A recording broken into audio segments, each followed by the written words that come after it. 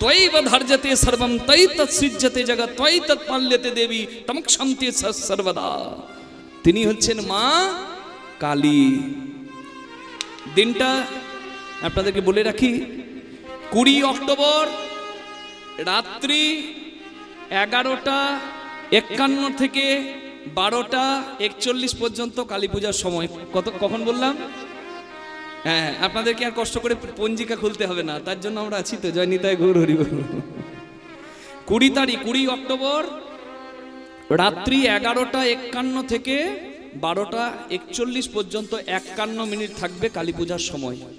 কে তাহলে লাগছে কখন? লাগছে 20 তারিখে বিকেল 3:44 থেকে 21 তারিখে 5:54 পর্যন্ত।